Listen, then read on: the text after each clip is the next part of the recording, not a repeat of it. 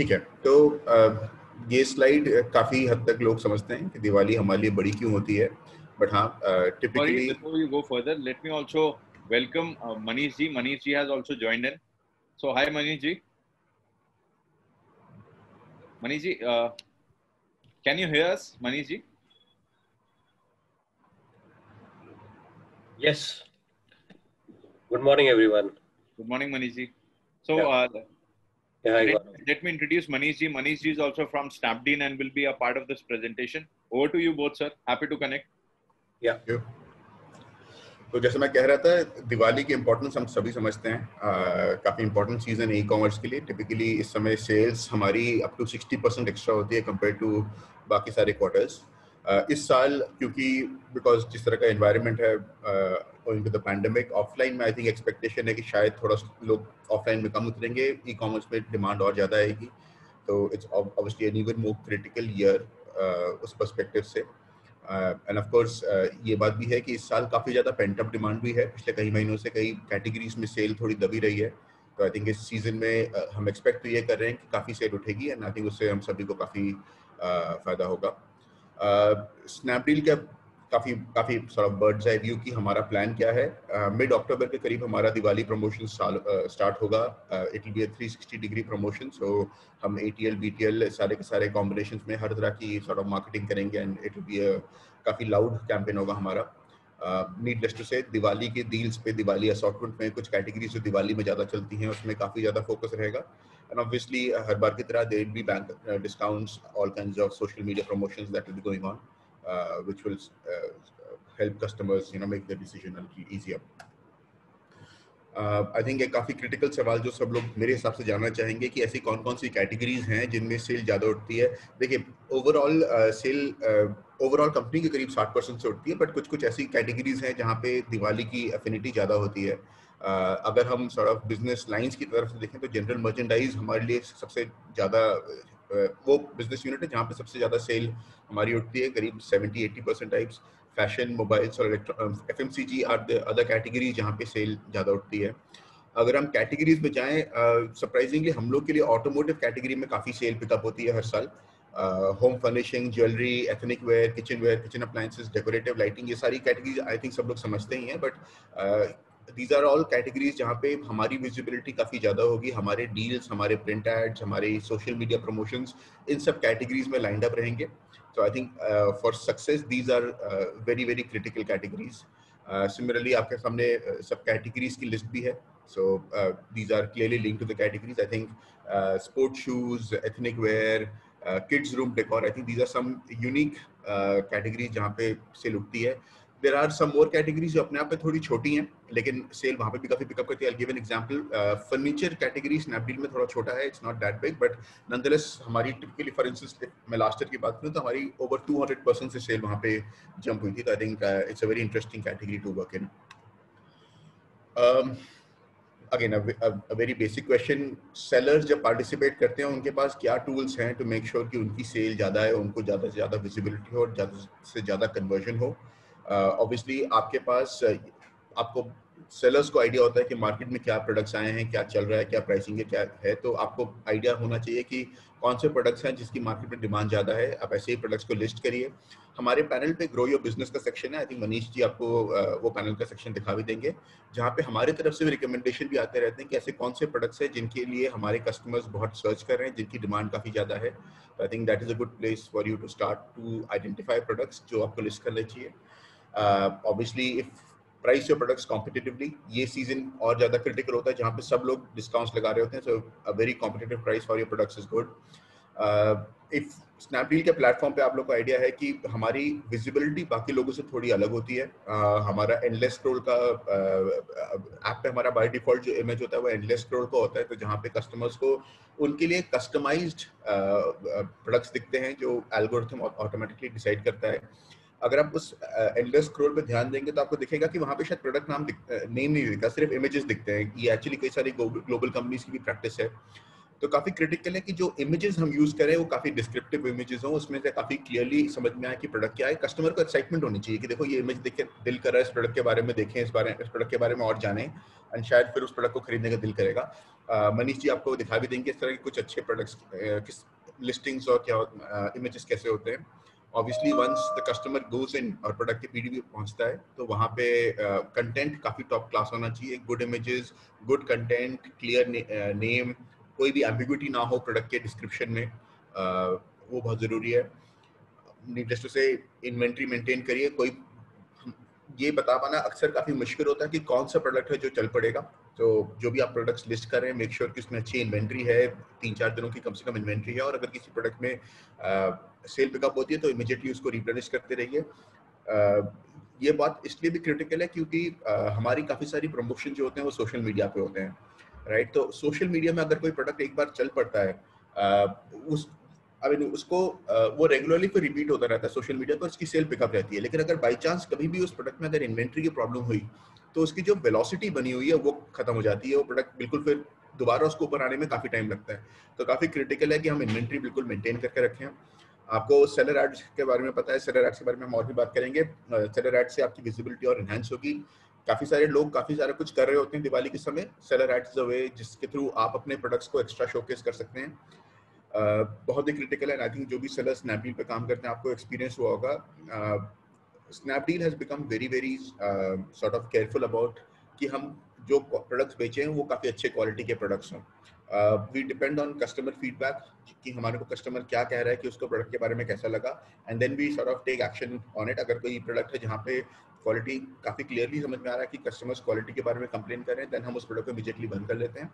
लेकिन at the same time, और जो कि बहुत क्रिटिकल है, अगर आपके प्रोडक्ट्स की क्वालिटी अच्छी है, उसमें अच्छी रेटिंग आ रही है, उसमें रिटर्न्स कम है, उसका एनपीएस स्कोर अच्छा है, तो फिर आपके प्रोडक्ट्स को बूस्ट और ज़्यादा मिलेगा। उसमें बहुत सारे उसको डिस्प्रोपोर्शनेट अमाउंट ऑफ विजिबिलिटी मिलेगी और जिससे उसकी सेल बढ़ने की संभावना है। तो ये चीज़ बहुत ही क्रिटिकल है कि हम सिर्फ एब्सोल्युटली गुड क्वालिटी प्रोडक्ट्स बेचें। कोई प्रोडक्ट जो जिसकी क्वालिटी में हल्का फुल्का भी डाउट हो उसको प्लीज़ लिस्ट भी मत करिए, उसको हम प्रमोट नहीं करना चाहेंगे। आप जो भी लिस्टिंग्स कर रहे हैं उसमें कोशिश करिए कि कुछ इंटरेस्टिंग ऑफर डालें। दिवाली में जैसे बाय वन गेट वन एक ऑफर है जो काफ़ी चलता है, तो इस तरह का अगर आप ऑफर चला सकते हैं, सेम लिस्टिंग को आप बशर्ते डिस्काउंट वगैरह लगा के इस तरह से ऑफर्स और बनाएं तो उससे भी और एडिशनल विजिबिलिटी मिलती है। Manish ji, you want to take over, give an example of which catalogs? Yeah. So I'll just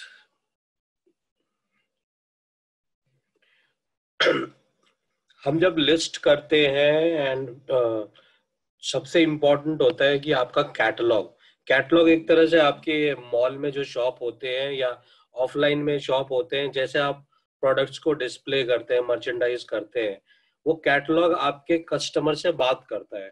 तो आप कुछ भी अगर प्रोडक्ट लिस्ट करते हैं, उन प्रोडक्ट्स में आप जो बेनिफिट्स सेल करना चाहते हैं उसको सही तरीके से अगर आप लिस्ट करेंगे, वो सबसे इम्पोर्टेंट पार्ट है आपका।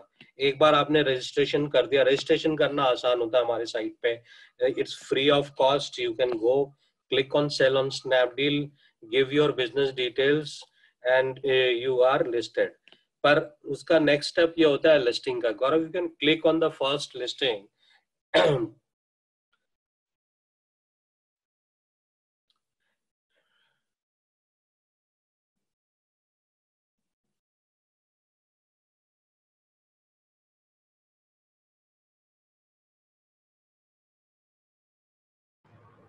Can you see my screen?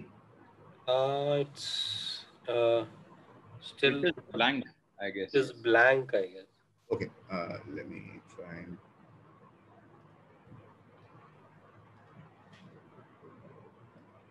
Okay, now? Yeah, visible. And if you can, सबसे इम्पोर्टेंट, जैसे गौरव ने बताया आप सबको, कि इमेजरी जो है प्रोडक्ट की बहुत इम्पोर्टेंट है, और वो इमेजरी ये होनी चाहिए कि इमेजेस आप जो उसको सेल करना चाहते हो कस्टमर को, जैसे आपने क्लियरली इस पे देख रहे हो कि भाई ब्रेडेड केबल है, ये अल्ट्रा ड्यूरेबल है, फास्ट चार्जिंग है, all these are benefits that the customer is generally looking for, and in this product you as a seller would like to really pitch for the benefits of the products to the customer, वो clearly आपको जो है यहाँ पर visible हो रहा है just image में। इसके नीचे हमारे पास जो लिस्टिंग में ऑप्शंस होते हैं ना, बहुत बार क्या होता है कि सेलर्स उसको इग्नोर कर देते हैं। जैसे ये हाईलाइट सेक्शन है, तो प्रोडक्ट का नाम और ये हाईलाइट सेक्शन जो है, इन दोनों से आपके प्रोडक्ट की विजिबिलिटी, आपकी जो सर्च होती है ना प्रोडक्ट, वो इन हाइलाइट्स और उसके प्रोडक्ट के नाम की वजह से होती है। तो यहाँ पे जैसे बहुत सारे फील्ड होते हैं हाइलाइट्स पे हमारी लिस्टिंग के टाइम पे, कि कुछ मैंडेटरी फील्ड्स होंगे, कुछ फील्ड्स ऐसे होंगे जो ऑप्शनल होते हैं। नॉर्मली क्या होता है कि जब हम लिस्ट करते हैं ये भूल जाते हैं कि सारी चीज भरने चाहिए, ना कि just mandatory fields. Optional field जितना ज्यादा आप भरने की कोशिश करोगे, ऑब्वियसली उस प्रोडक्ट की क्वालिटी भी उस तरह की होनी चाहिए। ये नहीं कि आपने सारे फील्ड्स तो भर दिए पर प्रोडक्ट की वो क्वालिटी नहीं थी, बाद में आप कस्टमर के पास जब प्रोडक्ट दिया आपने प्रॉमिस ज्यादा कर दिया, लेकिन उस प्रॉमिस के हिसाब से प्रोडक्ट की क्वालिटी नहीं थी। सो वो मैच करते हुए आपने हाईलाइट सेक्शन को इम्प्रूव करना है और इमेज के साथ आपको कस्टमर को बताना है। कस्टमर का टच एंड फील जो होता है वो इमेज के साथ होता है, वो इमेज के साथ और इन हाइलाइट्स के साथ कनेक्ट करता है, और तब वो प्रोडक्ट जो है बाय की स्टेज पे जाता है। जब तक ये इमेज और हाइलाइट्स कनेक्ट नहीं करता है, वो बाय के स्टेज पे नहीं जाता। वो इंप्रेशन और आदमी क्लिक किया, प्रोडक्ट ब्राउज किया और आगे बढ़ गया। तो इसलिए हमने इस टॉपिक को चुना था कि आपको ये समझ में आए कि क्यों हमें हाईलाइट सेक्शन भरने जरूरी है। जैसे आप देखो वारंटी की डिटेल्स है आपके पास, जो डिटेल्स है मतलब बॉडी में क्या होता है, क्या फीचर्स है प्रोडक्ट्स के, उसके बाद एक डिस्क्रिप्शन सेक्शन भी होता है। आपके अलावा, आपके सिवाय प्रोडक्ट के बारे में सबसे अच्छा आप ही जानते हो, और आप जो प्रॉमिस करना चाहते हो उस प्रोडक्ट के बारे में, आप सारी चीजें इस पे डाल सकते हो। सबसे इंपॉर्टेंट है कि आप अगर कोई ऐसी प्रोडक्ट है, यूनिक प्रोडक्ट है, आप कस्टमर को एजुकेट करना चाहते हो, तो आप इस सेक्शन को यूज कर सकते हो कि भाई इस प्रोडक्ट को आप यूज कैसे करोगे, how you are going to use that product and how it is going to help you to really connect with the customer, and it really strikes a chord with the customer and it helps you to sell better. While all the promotional activity can work, customer को हम वहां तक पहुंचा सकते हैं, लेकिन at the end of the day if the customer is not able to connect with your product through your images and your highlights, he will not buy. So क्या होगा कि हमने तो विजिबिलिटी ले आए, लेकिन वो ट्रैफिक जो है कन्वर्ट नहीं हुआ। और कन्वर्जन इंपॉर्टेंट है, वो आपके इमेजेस और वो आपके हाइलाइट्स के थ्रू ही होता है, और ऑब्वियसली प्राइस के थ्रू होता है। सिमिलरली अगर नेक्स्ट प्रोडक्ट, एक बार और एक प्रोडक्ट देख सकते हैं हम, जैसे ये डेविड मिलर का है प्रोडक्ट। अगर आप देखोगे कोई भी कस्टमर जब खरीद रहा होता है, तो आप जब शॉप पे जाते हो तो आप सही तरीके से पहन सकते हो वॉच को, और फिर देखते हो और उसकी साइज वगैरह देखते हो। यहाँ पे हमने उन सारी चीजों को, फर्स्ट इमेज पे अगर हम जाएंगे, एक तो यहाँ पे अगर आप देखोगे केस साइज, क्या स्ट्रैप की मटेरियल है, स्ट्रैप का जो साइज है, वो सारी चीजें हमने दी है ताकि कस्टमर जो है अपने हिसाब से चुने, चूज करे, और फिर वो अपनी जो है डिसीजन को। सो this image, what it does is it helps the buyer to really connect with the product and then take a call and make a call, is it worth it or not, and am I going to really work on it, or going to buy this or not. और इसीलिए आपने देखा होगा कि product की rating भी जो थी 4+ रेटिंग थी, वहां पे 99 रेटिंग्स थे। बहुत सारे लोगों ने इसको रिव्यू दिया हुआ है, और ये प्रोडक्ट जो है काफी मतलब नया प्रोडक्ट है। इधर 8-10 दिनों में ये लॉन्च हुआ प्रोडक्ट है। हमने इसलिए इस एग्जांपल को पिक किया था कि आपको ये समझ में आए कि क्यों प्रोडक्ट की इमेज और ये हाइलाइट्स जरूरी होती है। We can move to the next slide. Yeah. So हमने बात की थी एडवर्टाइजिंग के बारे में, एंड स्नैपडील के ऊपर एडवर्टाइजिंग के 2 प्लेटफॉर्म्स हैं, देयर इज CPC और कॉस्ट पर क्लिक। टिपिकली ये प्लेटफॉर्म सीपीसी एड्स अगर आप सेलेक्ट करते हैं तो आपके एड्स जो हैं वो स्नैपडील के प्लेटफॉर्म पे, जो कस्टमर स्नैपडील पे आ चुके हैं उनके ऐप पे, हमारी वेबसाइट पे, वो जब कुछ सर्च करें, जब कुछ ब्राउज करें तो वहाँ पे आपको आपके प्रोडक्ट्स दिखाए जाएंगे. So this is a cost per click model. CPT model जो है ये कॉस्ट पर ट्रांजैक्शन मॉडल है. यहाँ पर एड्स स्नैपडील के प्लेटफॉर्म पे नहीं रन करते, ये एड्स सोशल मीडिया पे टिपिकली फेसबुक पे रन करते हैं. एंड हमारे को काफ़ी सक्सेस मिली है कई सारे सेलर्स को सीपीटी मॉडल से. सीपीटी मॉडल के बारे में एक और काफ़ी अच्छी चीज़ जो है वो ये है कि ये अश्योर्ड रिटर्न्स मॉडल है. तो ये आपको पहले पता होता है कि इसमें आपका कितना मार्जिन जाएगा. Typically number is about 6-7-8%, but अलग अलग कैटेगरीज के अलग अलग सॉर्ट ऑफ चार्जेस हैं इसमें. But it is literally an assured return kind of platform. तो काफ़ी इंटरेस्टिंग है. इसमें आपको just wanted to add one highlight that you only get charged on a delivered basis. So जो order deliver हो जाता है उसके basis पे ही हम charge करते हैं. Right. CPC CPT दोनों में कुछ ऑफर्स चल रहे हैं अभी. CPC के ऊपर अगर आप रिचार्ज करेंगे अभी तो आपको उस पर कुछ फ्री क्रेडिट्स का ऑफर चल रहा है. डिटेल्स यहाँ पर हैं. एंड अगर आप CPT पे आप ऑप्ट करते हैं और आप 90 डेज का लॉक इन यूज करते हैं तो आपको वहाँ पे 5,000 रुपीज तक का फ्री क्रेडिट्स मिलेगा. That offer is also going on. And my request to you would be कि आपके सेलर पैनल पे एडवर्टाइज सेक्शन है, वहाँ पर आप जाते रहिए. आपको जो भी ऑफर चल रहे हैं इसके ऊपर, ये ऑफर्स रेगुलरली रिवाइज होते रहते हैं, हर महीने रिवाइज होते रहते हैं. इट इज पॉसिबल कि अक्टूबर में फ्रेश ऑफर्स निकलेंगे, तो इन पे ध्यान रखिएगा. और अगर कुछ अच्छा ऑफर आपको लगे जरूर इस पर ऑप्ट करिए. कई सारे सेलर्स को, and I think Manish ji will take us through some testimonials also. A lot of sellers have seen good success coming from ads on Snapdeal. Gaurav, just a quick time check. We'll spend 2-3 more minutes on the presentation. Yeah, so we have got 7 to 8 more minutes. I would request the speakers to take question and answers.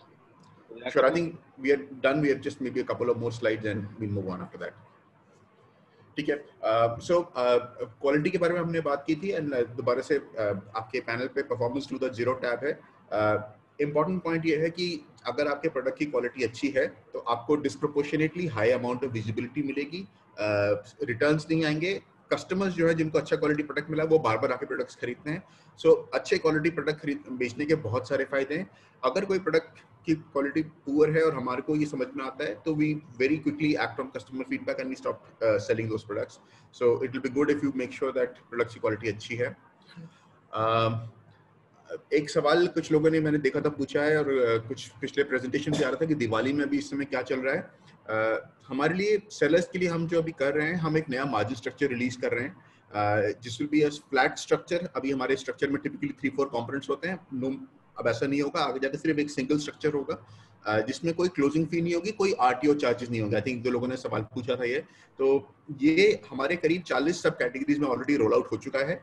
And in the next 2-3 months ये बाकी सारे सब categories में भी roll out होगा. So I think this is something which is very very important.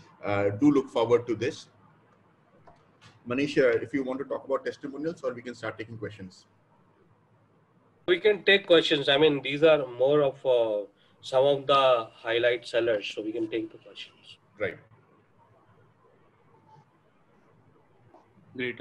Thanks, Manish. Thanks, Gaurav. I think not charging RTO, it was one of the biggest questions that everyone had. So I think everyone would be very happy with that. Thanks for that. I think there are questions about the type of categories that people can sell on.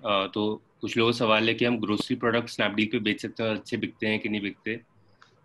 If you can throw some light on that. So groceries में typically अगर आप देखें तो there are different, let's say अगर मैं India की बात करूँ, इंडिया में 60% जो ग्रोसरी और FMCG सेल जो होती है वो फूड रिलेटेड होती है. उस फूड में भी करीब 50% जो सेल होती है, which is broadly about 30% of FMCG basket in India, वो होता है फ्रेश फूड्स. राइट. अब स्नैपडील में फ्रेश फूड करने का स्कोप नहीं है. राइट. हमारी लोगों को पता ही भी, हम सिर्फ ड्रॉपशिप मॉडल पे काम करते हैं जहाँ पे डिलीवरी कम से कम 2-3 दिन टाइप्स लगता है. And it could take longer अगर डिस्टेंस ज़्यादा है तो, रिमोट लोकेशन है तो fresh food is something which is not possible. Packaged food as long as वो FSSAI के सारे क्राइटेरिया मीट करता है. नॉन फूड FMCG प्रोडक्ट्स वो सारे के सारे we sell. People can list them, sell them.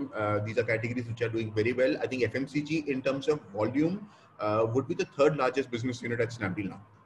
Okay, thanks. And for a new seller, what kind of analytics do you provide कि उनको customer के बारे में information मिले so that they can grow their sales, particularly for this festive season? Manish sir, आप बताना चाहेंगे? Sorry, I missed the last part of the question. What kind of analytics or tools does Snapdeal provide to sellers, particularly to a new seller, so that they can grow their sales this festive season? Customers के बारे में insights मिलते हैं, analytics मिलते हैं उनको panel पे, और किस तरह के मिलते हैं? So we have a very robust customer feedback mechanism. So you have your NPS scores, you have your bad ratings, you have your return feedback. All these are part of the panel. Once any seller who clicks on Performance 2.0, there is a tab wherein you can typically go and look at all these performance data, which is easily accessible. You can download reports and work through it. In case there is an issue, जैसे आपको लगता है कि मुझे कुछ numbers समझ नहीं आ रहे हैं या एक्सेल की जो रिपोर्टिंग है वो मुझे समझ में नहीं आ रही है, तो आप इशू को रेस कर सकते हो, आप पैनल पे जाकर टिकट रेस कर सकते हो और नियमित समय से हम उस पे रेस्पॉन्ड करते हैं, कॉल करते हैं और किसी भी सेलर की कोई अगर जरूरत होती है क्वेश्चंस को तो हम कॉल पे समझाते हैं कि आपको इस रिपोर्ट को कैसे पढ़ना है।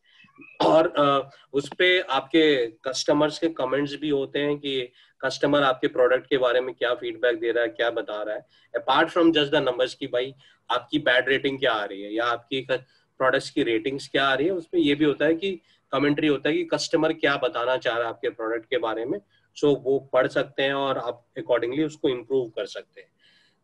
इसके अलावा हम ये करते हैं कि जिनका एक थ्रेशोल्ड के ऊपर नंबर चल रहा होता है उनको, उनके लिए हम कॉल भी करते हैं। नॉर्मली बहुत सारे प्रोजेक्ट टीम चल रही होती है, जिनका अगर नया सेलर है कोई या नया प्लेटफॉर्म पे लॉन्च होकर आया है और उनकी रेटिंग्स थोड़ी खराब चल रही है, तो हम उनको कॉल करते हैं और उनको ओवरऑल फीडबैक भी प्रोवाइड करने की कोशिश करते हैं कि आपका जो रिटर्न आ रहा है, कहाँ पे आपकी गड़बड़ी हो रही है प्रोडक्ट की, कस्टमर क्या बोलना चाह रहा है आपके प्रोडक्ट के बारे में, और क्या मान लीजिए कि फैशन की कोई प्रोडक्ट है तो क्या फैब्रिक में कोई प्रॉब्लम चल रही है, क्या स्टिचिंग में कोई इश्यू चल रही है या कलर में कोई इश्यू आ रहा है जिसकी वजह से कस्टमर बार बार रिटर्न कर रहे हैं। तो इन सारी चीजों को हम एक फीडबैक कलेक्ट करते हैं और फिर सेलर्स को मुहैया कराते हैं ताकि वो उस प्रोडक्ट पे जाकर और अपनी सोर्सिंग पे जाकर काम कर सके। और जो जिनका एक लेवल पे वॉल्यूम होता है उनके लिए डेडिकेटेड मैनेजर्स भी होते हैं जो उनके साथ डायरेक्टली काम करते हैं। वो लगातार सेलर्स के साथ बातचीत करते रहते हैं ताकि उस पे प्रोडक्ट की इम्प्रूवमेंट पे काम कर सके। Thanks Manish, I think this is helpful. इसके अलावा लोगों का ये है कि अभी post COVID prepaid orders have increased. Is Snapdeal doing something on their platform कि COD orders कम हो, sellers के लिए prepaid orders और बढ़े going forward? So actually अगर आप Snapdeal पे अभी भी जाके ट्राई करेंगे तो आपको दिखेगा कि हम COD ऑर्डर्स पे टिपिकली एक कन्वीनियंस चार्ज लगाते हैं, इट्स अ डिलीवरी चार्ज या शिपिंग चार्ज आप कह लें, whereas for prepaid orders that is absolutely free. So to a large extent that incentive कि customers prepaid पे जाएं वो already inbuilt है। इसके अलावा हमेशा किसी भी समय किसी ना किसी बैंक के साथ कोई ना कोई ऑफर चल रहा होता है, उसका भी इंटेंट यही है कि कस्टमर्स बैंक ऑफर को यूटिलाइज करने के लिए प्रीपेड ट्रांजैक्शन करें over COD. Okay. I think there are a couple of international sellers. There's a seller who's saying I'm from Indonesia, I want to sell in India. कोई can Snapdeal provide any warehousing services for them? I know you're primarily on drop shipping, but are there tie-ups that they can do through Snapdeal? So I'll take that. We are in the process of working out this model, but this is very initial stages. But as a seller, if from Indonesia, if you want to sell, you can sell provided you create one Indian entity, and typically those Indian entities could be is available in the market to people who provide third-party services, and they can be your face of the organization in India and provide all the legal support that are there. And we do have some tie-ups like this, which can help you get onboarded on our site and start selling on our site. Okay. One final question before we wrap up and move to the next presenter. So they want to understand difference between, let's say they want to use a third-party courier or let's say designated couriers. what provisions do they have, and in what situation do you recommend them going for, let's say, third-party courier? Sorry, when you say third-party courier, can you please clarify? They want to probably use self-shipping as a model for themselves. Okay. So what are the options, and when should they be doing that versus? See, typically, ठीक है, मैं सवाल को दो parts में जवाब देता हूँ. हमारा model historically mostly drop shipping के ऊपर रहा है. ज़्यादातर ऑर्डर्स ड्रॉप शिप पे जाते हैं, बट एवर सिंस ये पैंडेमिक शुरू हुआ है, हमने अपना वन शिप करके एक मॉडल लॉन्च किया है जिसको हम काफ़ी एक्सपैंड कर चुके हैं. काफ़ी सिग्निफिकेंट वॉल्यूम में वन शिप पे जा रहा है. इससे फ़ायदा ये होता है कि ड्रॉप शिप में अलग अलग कस्टमर्स के ऑर्डर अलग अलग कुरियर पार्टनर को जाते हैं. हो सकता है कि सेलर के पास एक दिन में 4, 5, 6, 7 अलग अलग कुरियर पार्टनर्स जा रहे हों. वो सेलर के एंड पे थोड़ी सी कॉम्प्लेक्सिटी क्रिएट करता है. एंड कोविड के टाइम्स में शायद सेलर्स उसको बहुत ज़्यादा पसंद भी ना करें कि इतने सारे कुरियर बॉयज उनके शॉप पे या वेयर हाउस पे आए.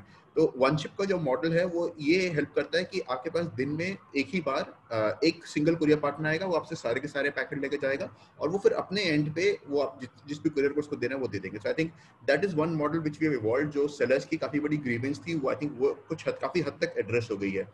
जहाँ तक रही सेल्फ शिप की बात, ये ऑप्शन हमारे पास ओपन है, बट ये सिर्फ कुछ सेलेक्ट कैटेगरीज में जहाँ पर प्रोडक्ट्स के बारे में कुछ यूनिक फीचर होता है. I give an example. Furniture products जब कई बार बहुत बड़े होते हैं, समटाइम्स इट मेक सेंस कि हम उसको सेल्फ शिप पे देते हैं instead of using third party courier partners जो कि यूनिक प्रोडक्ट्स के लिए ऑप्टिमाइज नहीं है.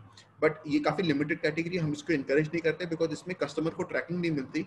एंड हमारे को पता है कि कस्टमर के पास जब ट्रैकिंग इन्फॉर्मेशन नहीं आती तो that's a big dissatisfaction for a customer. So इस तरह के कस्टमर्स यूजुअली कभी लौट के नहीं आते और इन प्रोडक्ट्स में रिटर्न रेट्स भी टिपिकली ज़्यादा होते हैं. तो there are only very select cases where we allow self shipping. We typically recommend sellers to use our logistics partners.